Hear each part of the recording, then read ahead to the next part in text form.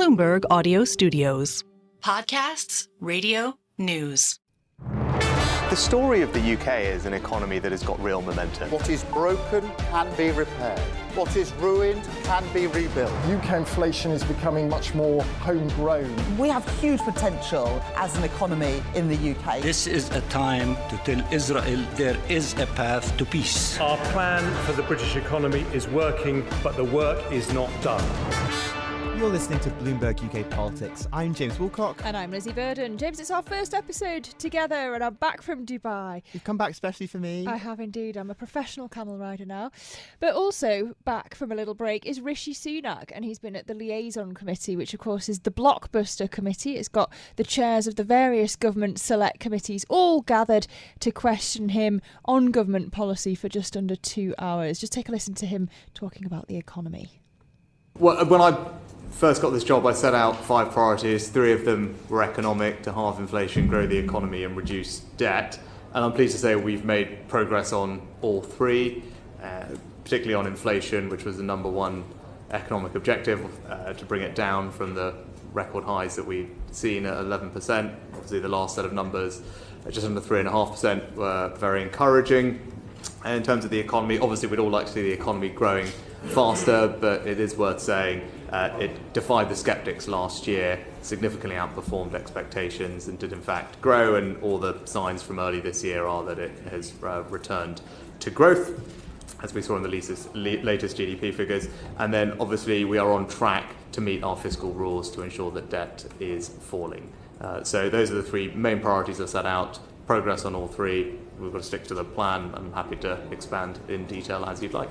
So that was the Prime Minister speaking on his favourite subject there. I thought it was pretty remarkable how relaxed he sounded, James, but he does like to dig into the detail, doesn't he? It's a more comfortable setting than perhaps at Prime Minister's questions or when he's talking to us, the media. I think it's really fascinating. Over the course of this podcast, I've listened to far more Rishi Sunak than I think I would care to if he were doing any other role but being Prime Minister. It was by far the most calm and controlled he's been with what the messages he wanted to put across and what he wanted to say.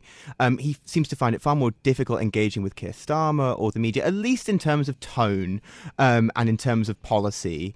And I found it really fascinating that in some ways that was his element. And I wonder how his team will be thinking about how to bring that kind of spirit out of him when he gets on the campaign trail, which is something, if you talk to Tory party strategists, they always say is like the big fear they have is what happens when the campaign happens, because Rishi Sunak has never fought an election campaign as Prime Minister before. Nor did he have to win that leadership battle against Liz Truss in order to get to number 10, even though they had the competition and she won. But look, either way, some news that the Prime Minister might not have found so relaxing was the resignation of 2 more ministers, which has forced a mini reshuffle yesterday evening. Yes, I mean, the departures of Education Minister Robert Halfon and Armed Forces Minister James Heapy take the total number of Tory MPs not contesting the next election to 63. That's nearly a fifth of those who were elected to the party in 2019 as MPs. Well, joining us now to discuss this Conservative exodus is Bloomberg's Associate Editor Ailbhe Ray. Ailbhe, you've followed these 2 ministers and their careers for quite some time. Can you tell us a bit about Robert Halfon and James Heapy and why their exits are causing a bit of a stir in the party? So I think that part of the reason, which I shouldn't gloss over, is actually that it's just a quite quiet news day. And so across Westminster, so all the MPs have just gone off for Easter recess. Nothing's really happening in politics. We're not getting big announcements from Rishi Sunak or from the Labour Party, really. And then it means that this story is the one that has kind of risen to the surface while we all still need to be covering politics. Otherwise, it maybe wouldn't be getting so much oxygen. But I think it means that we actually have a little bit of space to look at this trend that's been going on for months, which is, as you say, dozens of Tory MPs have announced that they are not standing again at the next election, and probably many more will follow before we actually have that poll towards the end of the year.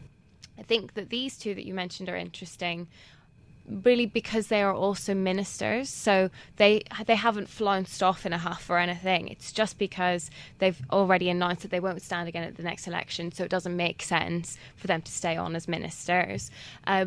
But then that means that Rishi Sunak has to reshuffle them and replace them.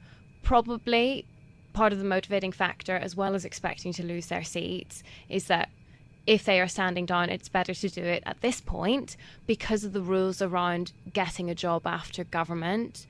So they've been ministers, which makes them different to other MPs who are announcing that they're standing down.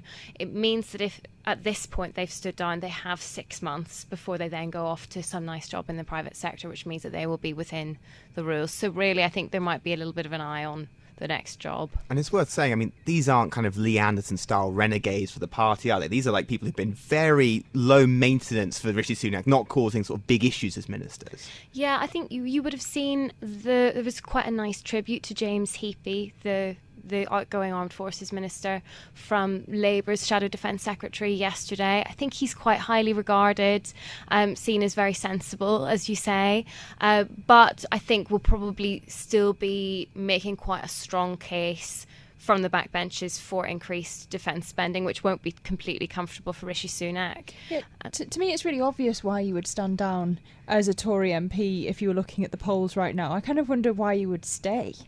So I think part of it is maybe some of them just want to hang on. Also, if you contest the next election, I'm pretty sure this is correct, you get effectively redundancy pay. Oh. So if you stand and lose, you get more of a payout than if you don't, even though that might restrict how quickly you can get another job, basically. I believe that pay, it was recently increased by the Conservatives from $3,000 to £17,000. So it is actually, it's a sizable amount if you do contest. It is. Yeah.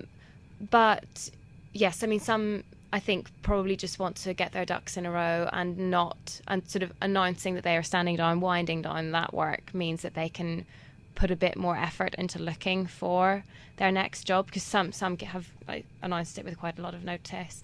But I think Robert Halfon, just since you were asking for a bit more context, I think also people are covering this a bit more just because he's so well liked around Westminster. He's a rare MP with a disability. He's been a really big campaigner for education. He's sort of seen as a figurehead for blue-collar conservatism, and he's just well liked around the House of Commons. So I think that him announcing his resignation has come as a bit of a genuine surprise, and it's been a bit bittersweet, really, for even just the journalists who know him. I mean, you're seeing on Twitter sort of tributes to him that you don't often see from journalists from The Sun, like across the whole sweep of publications. So I think that's another reason, I think, why people are interested in this. And I think it's worth saying, it is a quiet week, and this is all because we're building up to the May elections. The word you see a lot in the media right now around Rishi Sunak is danger. Is this just us journalists trying to find something to talk about, or are these exits, this kind of discontent building the party, actually building to a serious sense of some sort of moment of danger for Rishi Sunak? I think this is the calm before the storm, in that May the 2nd, when these local elections and mayoral elections and by-election will be held, are unlikely to go well for the Conservatives, because the council seats that are being contested were last contested in May 2021. If you remember, that was a point when Boris Johnson and the Conservatives were riding high. Labour could not touch them. Boris Johnson was riding that vaccine bounce. He won that by-election in Hartlepool, but with a really, really strong majority. That was sort of the Boris Johnson high point. So when you think of all of the Conservative councillors who were elected then, just coming back to sort of even just a more normal point in sort of mid-term for a government, you would almost expect them to be losing some seats. So given that the Conservatives are trailing so badly now, I think that could look very, very bad. That could be carnage, really. So everyone's really just waiting for that. Everyone will be campaigning in the next few weeks. But I think that when that happens, Rishi Sunak could be in real danger. All right, Bloomberg's Associate Editor Ailbhe, thank you for that analysis. James, I've wanted to say this forever. It seems it's half on, half off. I mean, look, let's wait and see for those results. Like Ailbhe says, carnage is the word it could be. And then the question there is quite how many Conservative MPs want to put up with carnage for any bit longer. Now, from people who are ending their journeys in Westminster to someone who's just beginning theirs, Carmen Smith is the newest and youngest member of the House of Lords. The Plaid Cymru activist is only 28, making her 43 years younger than the average peer. She joins us now. Carmen, simply, why? Well, you know, wherever decisions are made, we've got to have voices there that are going to stand up for people. And what is the attention been like since you were announced as a new peer and the youngest peer as well?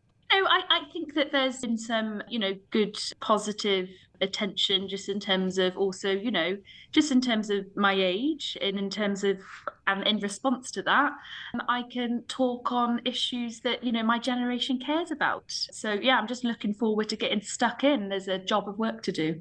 Carmen, there's a bit of an irony here. You want the Lords to be abolished. What's so wrong with the Lords in your opinion, and what would you replace it with? Yes, so the House of Lords is, well, one of the biggest unelected chambers in the world, and I don't believe in any unelected chamber. I'm a Democrat and believe that where decisions are made, it should be made by people that are representative of society. So, I mean, for that reason alone, I don't believe in the Lords. Well, I mean, you want to be part of where the decisions are, but, I mean, is it worth taking a moral stance? Would you give back the salary, say? I think it's important that, like I said, where decisions are made, and you've got to have voices there. And I think you mentioned before, so the average age of the House of Lords is 71. And it's a chamber of 70% men. It's also often the appointments are made on the basis of people being big donors to political parties and, the friends of party leaders. I'm certainly not, I don't fit in either of those camps. And I'm hoping to, just be, go in there with a fresh perspective, but also to be honest and stand up for things that, people care about. We're in a cost of living crisis. And yeah, so I just want to do a good job and represent people well. So, Carmen, I have to come clean. This is a slightly horrifying interview for me because we are the same age. I mean, how do you think I feel, James? I'm even older.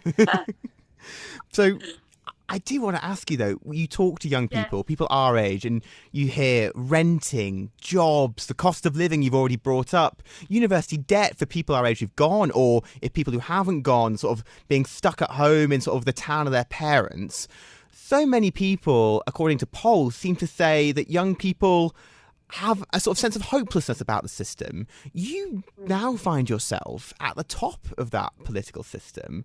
So I want to ask you, why do you think young people should engage with a system that seems not to be working for them? I completely agree with everything you've just said there. And honestly, this isn't as good as it gets. We need to have, for one, more young voices in politics to be able to call out this inaction by governments in terms of, why are we just, sitting watching, rent soaring, bills soaring, unstable job market. This isn't as good as it gets, is it? And I think we need to hold and scrutinise the government more and be able to, tell them in terms of, from our generation, in terms of what we aspire our nation to be. How do you do that, and how do you get your peers to listen to you when some might argue that you don't have as much experience as them? Well, I think, first of all, I am just one person, and I want to bring in more voices into politics from different backgrounds that often aren't heard or represented in those rooms. So that's one thing I hope to do. I can't, I won't be able to do this on my own, and I'm not on my own. There's a movement of people that want to be able to, challenge the system, and I want to support those people to come in. And then in terms of, I will be active raising these issues every day, and hopefully that will make a difference. But we've got to have more young voices in politics to begin with. You were just talking about this sort of movement. Just before you were speaking about some people leaving politics. And it's worth saying there are two women who entered Parliament in their 20s in 2019, Mari Black from the SNP, Dehenna Davidson from the Conservatives, who became really high-profile senior figures. After 5 years, they're both quitting. One site struggles with migraines, the other one calls Parliament, quote, one of the most unhealthy workplaces you could ever be in. Do you think the political system doesn't sort of help encourage young people and young women if it sort of has these results like that? Definitely. And I consider myself, lucky to be in this position, but I'm also in this position because I want to change those systems and make politics a better place for others. I mean, just in terms of the way it's designed. How do we do that, though? Well, it's just even in terms of the sitting time. So, I mean, in the Lords, they often sit at maybe 2:30 until around 10 p.m. or midnight. And that's not an appropriate schedule, really, for many people in terms of especially those with perhaps young families. But, I'm specifically talking about the Lords there, but that is often the same case in the other parliaments as well across the UK and, in the Commons as well in Westminster.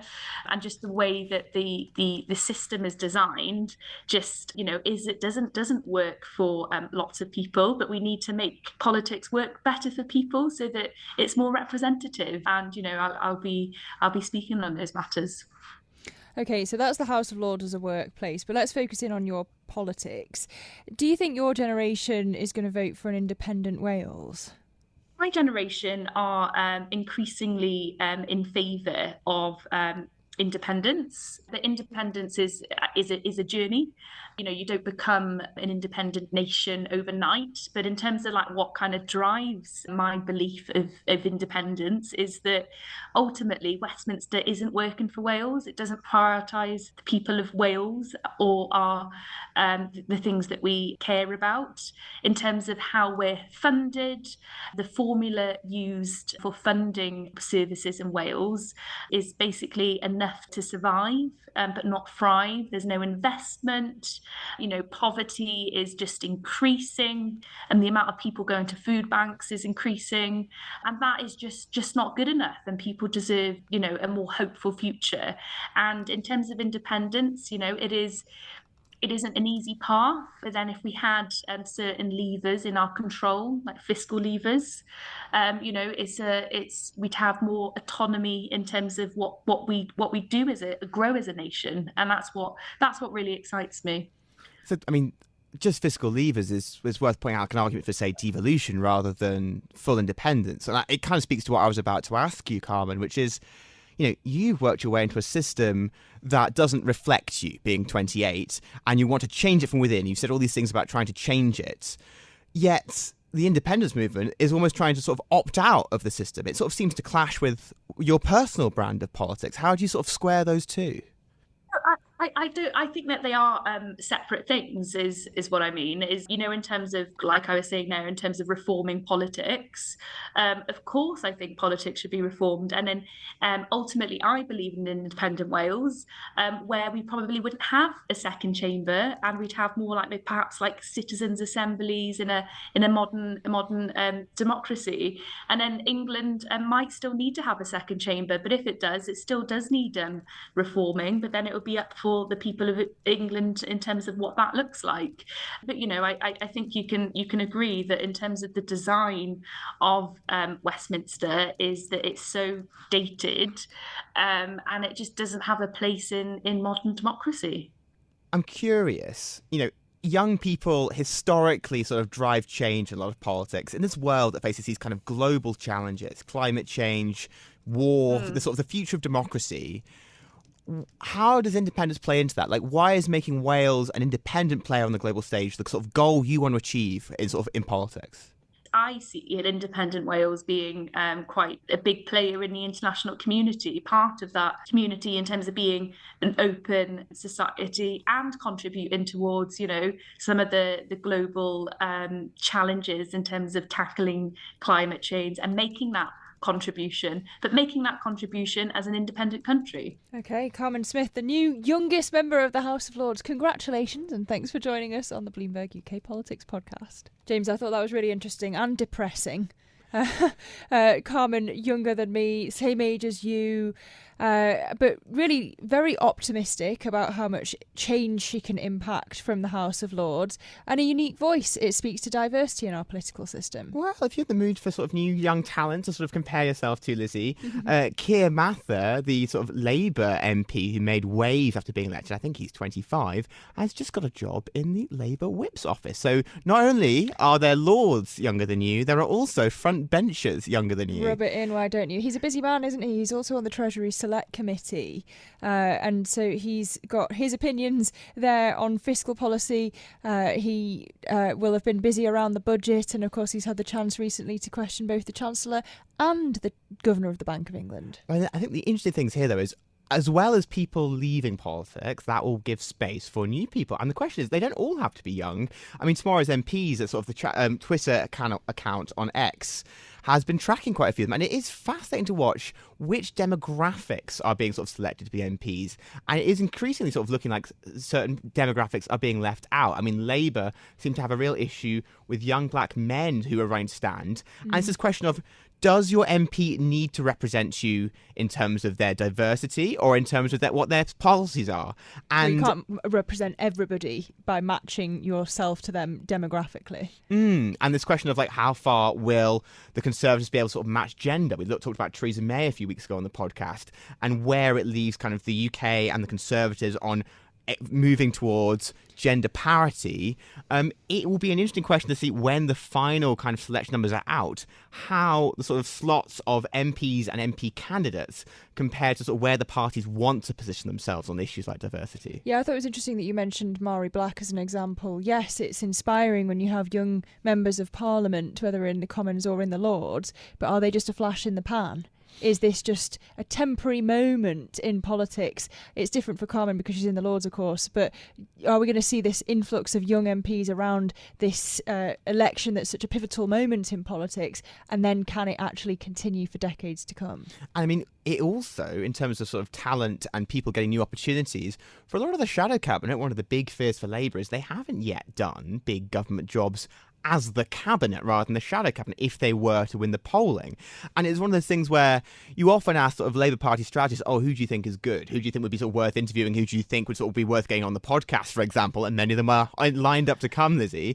But the question they often put back is, well, so-and-so may be a good media performer, but we don't yet know if they would be a good minister. Who handles the brief well? Who is actually good at talking to the press? Who can engage with business? Who is good at sort of talking to voters? A lot of these questions you only find out when they're tested. Election campaigns are often the biggest test. Well, it's one thing to have no political experience. It's another thing to have very little experience outside of politics to then qualify you to be in a ministerial role. You see lots of people at the Treasury, Gareth Davis is a good example, who have worked in the city for many years before entering a ministerial role. Sajid Javid likewise had a long career in the city before he became Chancellor.